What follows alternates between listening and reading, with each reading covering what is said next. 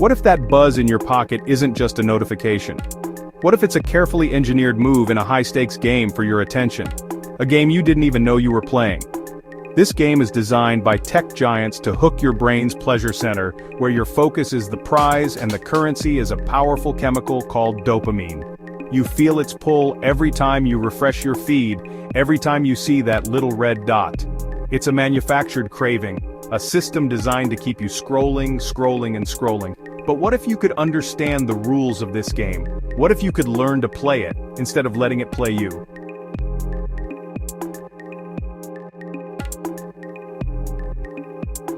Let's start with the chemical at the center of it all. It's called dopamine, often called the feel-good chemical, but really more about motivation.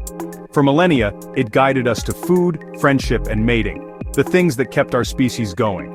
But now, imagine wiring that ancient system directly to a smartphone. This is where social media becomes a machine for attention. Section 1. The dopamine hijack. Let's talk about dopamine. It's often called the feel-good chemical, but science shows it's more accurately the motivation chemical. It's the kick our brain gives us that says, hey, pay attention, this is important. For thousands of years it guided us to find food, build friendships, and seek partners. Making a real human connection feels good because dopamine tells our brain, yes, do that again. Now imagine wiring that ancient survival system directly to a smartphone. Every like, comment, and share is a tiny hit of social validation. Each ping triggers a surge of dopamine, reinforcing the behavior. Your brain quickly learns, phone buzz equals reward. So, you keep coming back for more. This isn't an accident. It's a business model built on a principle casinos have perfected: variable rewards. Think of a slot machine. The real thrill isn't just the win, it's the maybe. The possibility of a jackpot keeps you pulling the lever. Social media runs on that exact same unpredictable schedule. You never know which post will get a flurry of likes or when a friend will comment. That unpredictability keeps your brain hooked. There are even anecdotal reports that platforms strategically hold back likes and then deliver them in one big, satisfying rush, ensuring you associate their app with that intense feeling of reward. And that loop, the small hits, the unpredictability, is what keeps you coming back. Next, the architecture built on top of that loop. That dopamine loop is just the beginning. On top of it, developers have built an entire architecture designed to keep you glued. Take the infinite scroll. It eliminates the moment of pause where you might think, okay, I'm done. The engineer who created it, Asa Raskin, called it behavioral cocaine, sprinkled over the interface. Every swipe down is another pull on the slot machine lever, promising a fresh prize just out of view. And then there are the algorithms. We think our feeds are windows to the world, but they're not. They're mirrors reflecting a warped version of us. These AI systems aren't designed for your well-being, they're designed for maximum engagement. Every click, pause, and share is a lesson. The algorithm learns what makes you angry, laugh, or curious, and then it feeds you more of the same. A feedback loop optimized for attention, not truth. This creates filter bubbles and echo chambers. The algorithm shows you things you already agree with because emotional content gets engagement. Our brains are hardwired to notice negative information faster, a survival leftover. Content that sparks outrage spreads like wildfire. The system values clicks over accuracy and going viral over the truth. It pushes you deeper into a world where your views are always right and everyone else seems crazy. This architecture is engineered to maximize time. Your attention is the product. Now the real cost of living in this algorithm-fueled dopamine factory. So what's the real cost? The consequences are becoming clearer: rising rates of anxiety, depression, and loneliness. One big side effect is the fear of missing out. FOMO. It's that nagging feeling something amazing is happening elsewhere, and you're not part of it.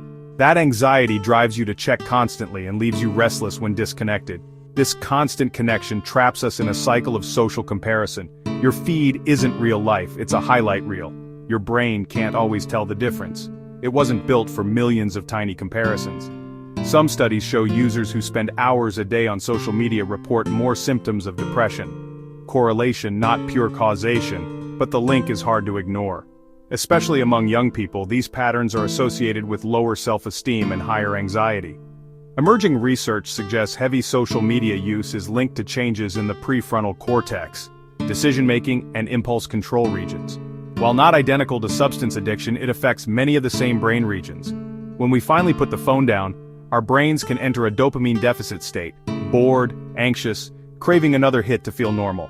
It can be a cycle that's hard to break. If any of this sounds familiar, if you've felt that phantom buzz, you're not alone. Share your experience in the comments. This isn't about shame, it's about recognizing a shared, engineered challenge. Here's the most important thing: feeling hooked on social media is not a personal failure. It's the result of a system built with billions of dollars and deep psychological insight to do exactly that. Understanding that is the first step to taking back control. The deception isn't you. It's an industry capturing your attention for profit. The goal is to go from passive consumer to conscious user. Decide when and how you want to play. If this resonated, share your experience in the comments. You're not alone in this. This conversation matters. Together, we can build healthier habits around these tools. Now let's get practical. How to reclaim your mind. Practical steps ahead. First, cut the dopamine machine at the source. Control your notifications, turn off non-essential pings, keep only messages from real humans. Second, curate your feed. Unfollow accounts that make you feel bad. Follow creators who inspire, teach, or make you laugh. Treat your feed like your home. Third, create healthy friction. Make addictive apps harder to access. Use built-in time limits. Move apps off the home screen. Create no-phone zones. Meals, the first hour of the day and the hour before bed. Use that time for real-life rewards that train your brain differently. Studies show cutting social media to about 30 minutes a day can reduce anxiety and loneliness. Small changes add up. Try a digital detox or a short dopamine fast. A weekend or a week can reset your reward system. You may notice you missed less than you thought and gain perspective. Build rituals. Schedule phone check windows and protect deep work. Physical separation creates real friction. Share these habits with friends and advocate for humane design. Change isn't only personal. There are tools and communities to help. The deception is that a like measures your worth. It doesn't. The real prize is your time and attention.